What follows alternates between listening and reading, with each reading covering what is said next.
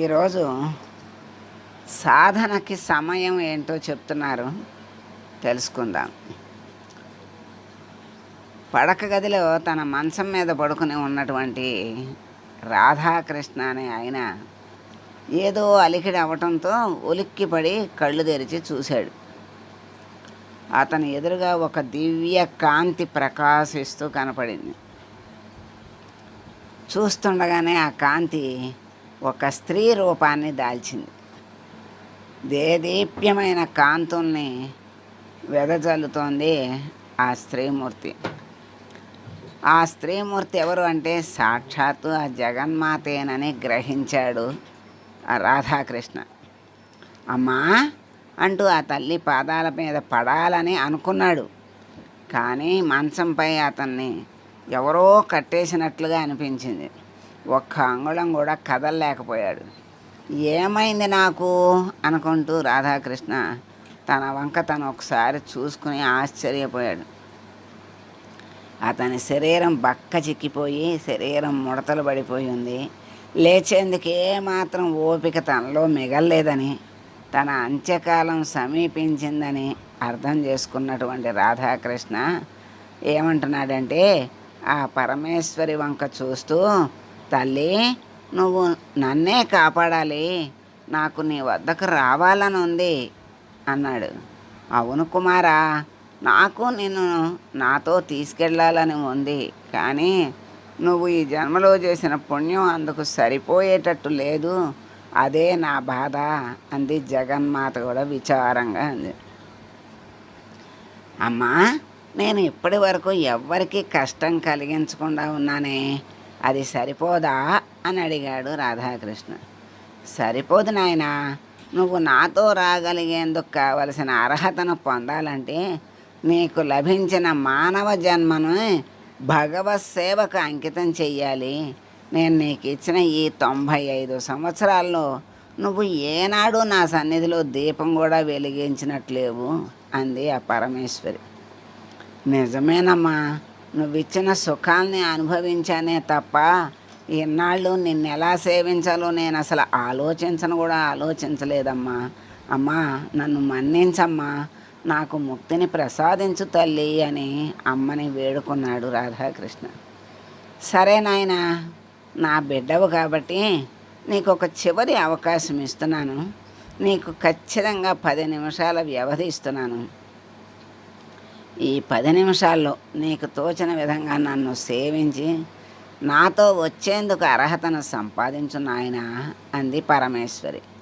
ఆహా అమ్మా, నువ్వు కరుణామయివి, నేను ఈ అవకాశాన్ని తప్పకుండా సద్వినియోగం చేసుకుంటానమ్మా అని అమ్మను ఎలా సేవించాలా అని ఆలోచనలో పడ్డాడు రాధాకృష్ణ. సరే, పత్రం పుష్పం ఫలంతో అంటారు కదా అన్నారు కనుక పెరట్లో ఉన్న 4 పుష్పాలు కోసుకొచ్చి అమ్మ పాదాల మీద వేద్దాము అనుకున్నాడు రాధాకృష్ణ. లేచే ప్రయత్నం చేస్తే కానీ రాధాకృష్ణకి అతడు లేవలేని స్థితిలో ఉన్నానని గుర్తు లేదు అంతకుముందు. అప్పుడు లేవాలని చూస్తే గుర్తొచ్చింది. చేతులు జోడించి అమ్మను గూర్చి ప్రార్థన చేద్దామని రాధాకృష్ణ తన 2 చేతుల్ని ఒక దగ్గరకు అతి కష్టం మీద తీసుకొచ్చాడు. నరాల బలహీనత వల్ల చేతులు కూడా వణికిపోతున్నాయి. 2 నిమిషాలన్నా నమస్కారం ముద్రను నిలపలేకపోయాడు రాధాకృష్ణ. తనకు తెలిసిన పాటని సంగీత సేవగా భావిస్తూ శ్రావ్యంగా పాడదామని రాధాకృష్ణ అనుకున్నాడు. కానీ వృద్ధాప్యం వల్ల గొంతులో కఫం అడ్డుపడి పాట పాడలేకపోయాడు. ఇక నా వల్ల కాదమ్మా, నువ్వే దారి చూపించు అని అమ్మ వంక దీనంగా చూశాడు రాధాకృష్ణ. అయ్యో నాయనా, నువ్వు పడుతున్న అవస్థను నేను చూడలేకపోతున్నాను, పోనీ నీకు వచ్చిన స్తోత్రంతో నన్ను స్తుతించు అని అడిగింది జగజ్జనని. అలాగేనమ్మా అంటూ రాధాకృష్ణ తను చిన్నప్పటి నుండి విన్న శ్లోకం ఒకటి టకటకా చెప్పేశాడు. కానీ అతని పళ్ళన్నీ ఊడిపోవటం వల్ల ఆ శ్లోకంలో చాలా పదాలు స్పష్టంగా పలకలేకపోయాడు. అందువల్ల కొన్ని పదాల అర్థాలు కూడా మారిపోయినాయి. పోనీలే నాయనా, నన్ను చూసి నా రూపాన్ని వర్ణించు, తృప్తి చెందుతాను అంది తల్లి. రాధాకృష్ణకు వయసు వల్ల చూపు మందగించింది. తన కళ్ళని ఎంత చిట్లించి చూసినా అమ్మ రూపం స్పష్టంగా కనపడతలేదు. నాయనా, నా చుట్టూ ఉన్న తరంగాలు నా బీజాక్షరాన్ని నిరంతరం ప్రతిధ్వనించేలా చేస్తాయి, జాగ్రత్తగా విను అంది ఆ జగన్మాత. రాధాకృష్ణ తన 70వ ఏటే వినికిడి శక్తిని కోల్పోయాడు.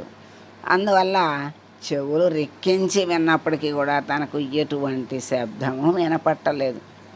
అమ్మా, ఇప్పుడేం చెయ్యను అన్నట్టు అమ్మ వంక చూశాడు రాధాకృష్ణ. ఇక ఆఖరి ప్రయత్నంగా నీ మనసు ఒక 2 నిమిషాల పాటు నా మీద లగ్నం చెయ్యి అంది తల్లి.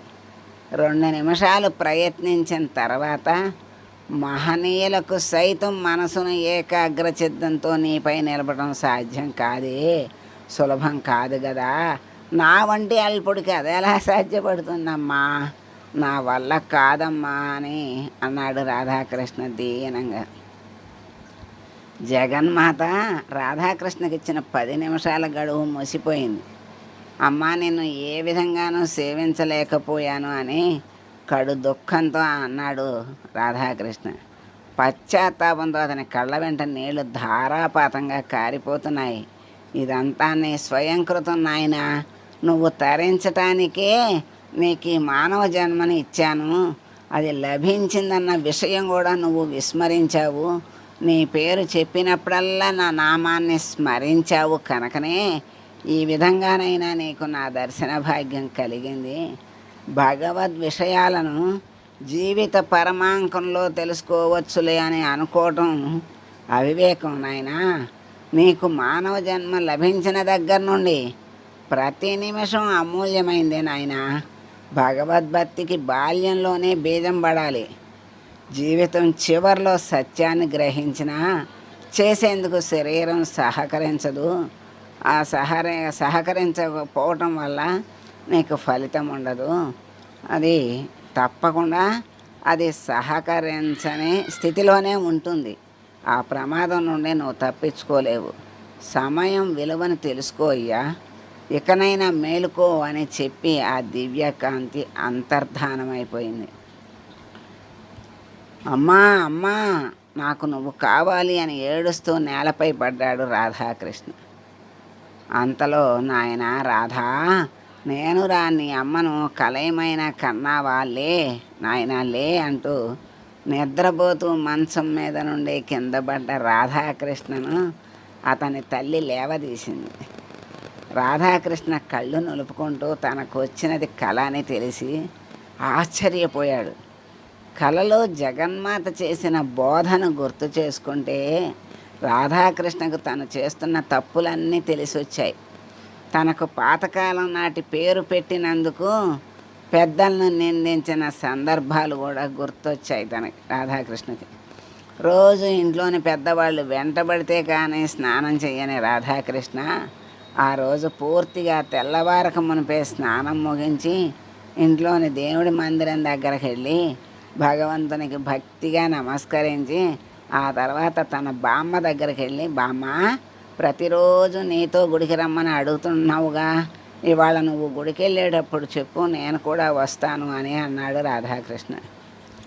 ఎప్పుడు నేను ఇంకా చిన్నవాడిని, నాకప్పుడే గుళ్ళు గోపురాలు భగవంతుడు భక్తి ఎందుకే బామ్మ అంటూ చిరాకు పడే తన 12 ఏళ్ల మనవడు అనేవాడు రాధాకృష్ణలో అకస్మాత్తుగా వచ్చిన మార్పును చూసి ఆశ్చర్యపోతూ, అమ్మా పరమేశ్వరి మాత, ఈనాళ్ళ నా ప్రార్థనను విన్నావా తల్లి అని అనుకుంటూ ఆనందపడిపోయింది రాధాకృష్ణ బామ్మ. ఇది మనకి తల్లి ఉపదేశించిన ఉపదేశం. మరి సమయం మానవ జన్మ ఇచ్చిందే, నేను అందుకు ఇచ్చాను, దాన్ని నువ్వు సద్వినియోగం చేసుకో, నన్ను స్మరించు, ఆ ఒక్క మెట్టు ఎక్కి నా దగ్గరికి రావటానికి నీకు అంత అవకాశం ఇచ్చాను. అంత వయసు, అన్ని సంవత్సరాలు, అన్ని రోజులు లెక్కేస్తే ఎన్ని గంటలు, ఎన్ని నిమిషాలు మనకి లెక్కకు అందనంత. మరి అంత సమయాన్ని సాధన చేయకుండా మనకి ఇష్టమైనట్టుగా ప్రవర్తించి చివరిలో అమ్మ నాకు అది కావాలి ఇది కావాలి అంటే అమ్మ ఎలా ఇవ్వగలుగుతుంది? ఇచ్చిన దాన్ని స్వీకరించగలిగే శక్తి కూడా ఉండాలి. అందుకే ఆ శక్తిని కూడా తీసుకుంటే అమ్మ ఇస్తుంది. అలా అమ్మ చక్కగా మనకి ఈ చిన్న కథ ద్వారా మనకెంతో ఉపదేశం చేసింది. ప్రతి క్షణం అమ్మని స్మరించాలి. ఆ భగవంతుణ్ణి స్మరించి కాలానికి విలువ మరి తెలుసుకోమని ఇంతకుముందు మనం తెలుసుకున్నాము. ఇది కూడా కాలాన్ని కాలం యొక్క విలువని తెలుసుకొని మసలుకోవటమే భగవంతుని చేరటానికి సాధన చెయ్యాలి. చేస్తేనే కష్టం చేరడం. మరి చెయ్యకపోతే ఎన్ని జన్మలైనా చాలవు కనుక ఈ జన్మలోనే ఇప్పుడే మనం అమ్మ పాదాల చెంత చేరి ప్రార్థిస్తే అమ్మ తప్పకుండా అనుగ్రహిస్తుంది. కనుక అందరము కూడా అమ్మని ఆశ్రయించి అమ్మని పొంది పరమానంద స్థితికి వెళ్ళాలి అని కోరుకుంటూ అమ్మని ప్రార్థిస్తూ శుభం పలుకుదాం.